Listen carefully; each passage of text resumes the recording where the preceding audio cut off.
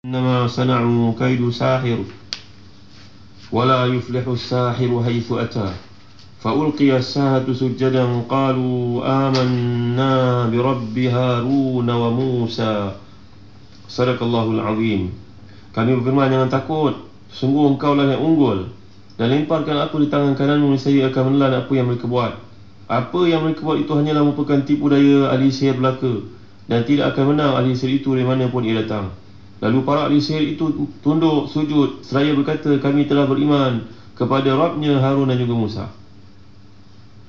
Para pendengar hati dan dikasihi sekalian, dan tafsir Ibn Abi Hatim menjelaskan bahawa daripada Ibn Abbas radhiyallahu anhuma, ahli sihir yang beramai 70 orang ni, pagi mereka merupakan ahli sihir, petangnya merupakan mereka yang beriman, bahkan sebagai syuhada pula kerana hukuman yang dikenakan oleh Fir'aun terhadap mereka. Ibn Abi Hatim meriwayatkan daripada Al-Auza'i mengatakan bahawa ketika ahli sihir ni tersungkur sujud, dia nampakkan kepada mereka ni syurga, sehingga hilang rasa gusar, bimbang terhadap hukuman yang bakal dikenakan. Dia mengatakan, dan dari Sa'id bin Jubair mengenai firman Allah Subhanahu wa taala, fa ulqiya as-saharatu sujada, lalu ahli sihir ni tunduk sujud. Dia mengatakan mereka melihat tempat yang mulia yang Allah peruntukkan untuk mereka ketika mereka sedang sujud itu. Demikianlah riwayat dikemukakan juga dari Ikrimah dan Al-Qasim bin Abi Bazzah. Tentu yang boleh kau sekalian, mereka menggunakan sihir. Dulu kita pernah bincangkan dalam tafsir Juz Ammah.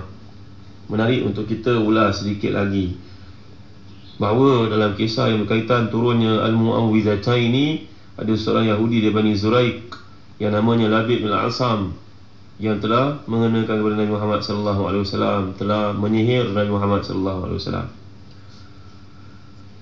sehingga Nabi SAW telah pun terbaring sakit. Lalu didatangi oleh Jibril dan juga Mikail, mendoakan untuk Nabi Muhammad sallallahu alaihi wasallam. Lalu sembuhlah Nabi sallallahu alaihi wasallam, dan Nabi telah menyuruh kepada Sayyidina Ali karamallahu wajhah supaya pergi kepada satu telaga, yang mana dalam telaga itu telah dicampakkan sikat yang digunakan Nabi Muhammad sallallahu alaihi wasallam. Di tempat tersebut Bi'r namanya Zarwan, satu telaga namanya sumur ataupun perigi buta namanya perigi Zarwan. Bila sahabat Nabi pergi ke sana, diketuai oleh Sayyidina Ali karamallahu wajhah untuk mengeluarkan airnya, kelihatan airnya warna kuning, perang, macam warna inai. Dan di situ pun pokok-pokoknya ma'uha naqa'atul hina wala ka'na nakhlaha ru'usu syayatin. Pokok kurma yang tumbuh berdekatan dengan perigi buta ni pun, pokok itu pun macam rupa syaitan. Tuan-tuan rahmati dan dikasihi sekalian, akhirnya mereka telah pun, para sahabat telah mengeluarkan sikat tersebut, yang ternyata di situ telah disihir oleh Labid bin Al-Asam, seorang Yahudi ini.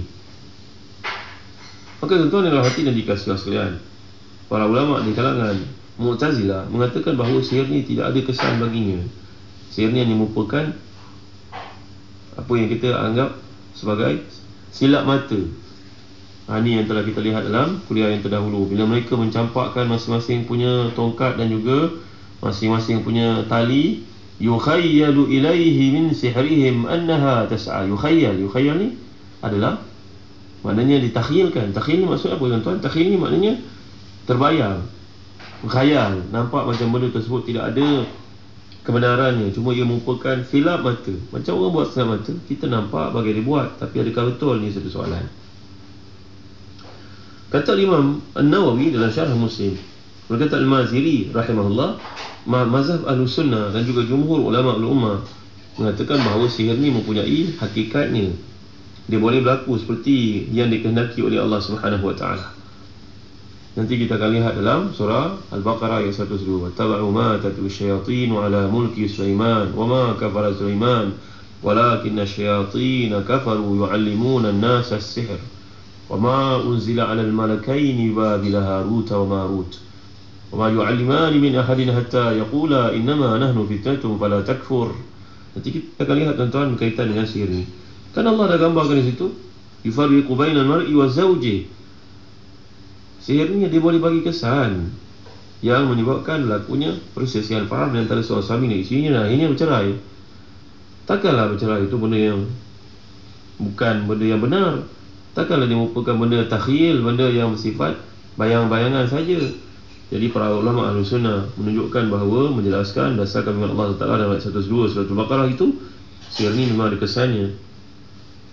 Berkata Qadhi Iyad seperti disebut oleh Imam Nawawi, bahawa sihir yang berlaku terhadap Nabi Muhammad SAW ini hanya menimpa jasad Nabi SAW saja, bukannya menimpa hati, bukan menimpa akal, bukan menimpa i'tikadnya Nabi Muhammad SAW. Dulu kita pernah bincangkan dalam hadis, hatta yadhunna annahu ya'ti ahlahu wa la ya'tihinna. Nabi menyangkakan Nabi pernah pulang ke rumah berjumpa dengan isteri-isterinya, tapi sebenarnya Nabi tidak. Itu adalah berkaitan dengan, maknanya gangguan fikiran yang tidak berkaitan dengan syariat yang dibawa oleh Nabi Muhammad SAW. Ini penjelasan para ulama Ahlus Sunnah. Dan pandangan yang pertama ini juga pandangan yang dijelaskan ini juga merupakan pandangan Al-Hafiz Ibn Hajar dalam Fathul Bari. Dalam syarah Bukhari menyetujui pandangan Imam Nawawi ini. Jadi yukhayyalu ilaihi min sihrihim annaha tas'a. Ayat ini merupakan, bukannya bersifat menunjukkan sihir itu hanya merupakan bayang-bayangan, khayal. Tidak, kerana ia berlaku pada Nabi Muhammad SAW sendiri. Kerana kalau kita lihat dalam riwayat, walaupun hadis mursal daripada Abdurrahman bin Ka'ab daripada Ibn Sa'ad, bahawa Nabi Muhammad ni ada seorang adik perempuan. Dia berkata, kalau betul lah Muhammad merupakan Nabi, in yakun nabiyan fasayukhbar wa illa fasayuzhiluhu hadha sihru hatta yadhhaba aqluh.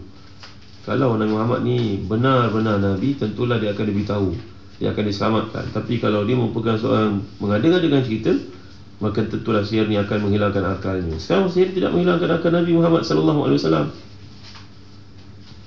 Nampak tak? Ini perdebatan berlaku di antara Ahlus Sunnah dan juga para ulama di kalangan Mu'tazilah, yang mengatakan bahawa sihir merupakan benda yang tidak ada asasnya, tidak ada hakikatnya. Ia merupakan benda yang bersifat bayangan, benda yang bersifat khayalan. Jadi apa yang menimpa Nabi Muhammad SAW ni penjelasan para ulama Ahlus Sunnah. Contohnya Al-Hafiz Ibn Hajar, begitu juga Al-Imam An-Nawawi dalam Syarah Muslim. Ia merupakan satu penyakit yang menimpa Nabi Muhammad SAW pada jasad baginda SAW. Kalaulah sihir ni tidak ada hakikatnya, kenapa Allah turunkan ayat dari surah Al-Falaq, wa min syarri naffatsati fil 'uqad? Mengapa Allah tekankan perkataan uqad di sini? Wa min syarri naffatsati fil 'uqad. Ada sihir yang meniup pada bohol-bohol, yang meniup pada apa kita nak namakan ni, pada tangkal-tangkalnya. Ada pun berkaitan dengan ayat Allah Subhanahu Wa Taala, wallahu ya'simuka minan nas. Allah SWT menjaga kamu. Menjaga ni maksudkan di sini, kata para ulama tafsir, ulama Ahlus Sunnah, maknanya Allah menjaga kamu Muhammad SAW bukannya menjaga kamu dari sakit, tapi menjaga kamu daripada dibunuh, menjaga kamu dari ditangkap sebagai banduan, sebagai tawanan, tebusan. Tak, itu semua tidak akan berlaku pada Nabi Muhammad SAW. Nabi kena sakit macam orang lain juga. Jadi ilmu sihir yang menimpa jasad Nabi Muhammad SAW ini bukan menimpa akidah baginda, akal baginda, i'tikad baginda SAW, tidak. Ada pandangan kedua, orang mengatakan bahawa Allah yang asimuka minan nas. Di sini maksudnya ayat ni turun pada hujung kerasulan Nabi Muhammad SAW. Turun bila Nabi hampir wafat di Madinah. Sedangkan sihir ini berlaku pada awal datangnya Nabi ke Madinah. Jadi waktunya berbeza. Adalah pandangan para ulama yang disebutkan di sini, tuan-tuan yang dimuliakan Allah sekalian.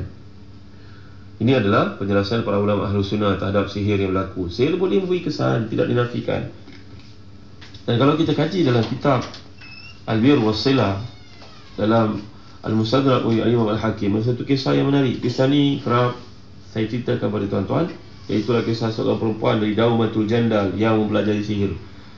Hadis ini disifatkan oleh Imam Al-Hakim sebagai sahih, disepakati oleh Imam Az-Zahabi dan Mustadrak. Iaitulah Aisyah radhiyallahu anha, pada hari Nabi Muhammad SAW baru saja wafat, datang seorang perempuan dari Daumatul Jandal, ingin bertemu dengan Nabi untuk meminta penawar dari masalah sihir yang menimpanya.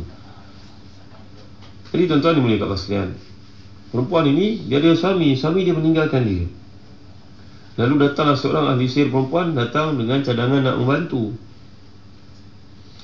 dia yang kehilangan suami. Maka suaminya zalim pada dia, Allahu'alam, menghilangkan diri begitu saja, meninggalkannya seorang diri. Maka sekarang dia nak belajar sihir daripada wanita tua ini agar dapat mengembalikan suami ke pangkuannya. Perempuan tua ini telah membawa 2 ekor anjing hitam untuk aku, kata perempuan tersebut pada Aisyah radhiyallahu anha. Seekor untuk aku tunggangi, seekor untuk dia pula tunggangi. Jadi anjing ni pun tiba-tiba dalam sekelip mata bergerak sampai ke Babil. Babil ni dekat Iraq, tuan-tuan, jauh perjalanan. Ni cerita tentang sihir. Maka aku melihat dua orang lelaki digantung dengan keadaan terbalik, kaki ke atas, kepala ke bawah. Lelaki kedua ni bertanya kepada aku, perempuan kau datang untuk tujuan apa? Jawapan aku, untuk pelajari sihir, untuk kepentingan diriku agar suami pulang ke pangkuan. Jawapan orang lelaki ni, jangan.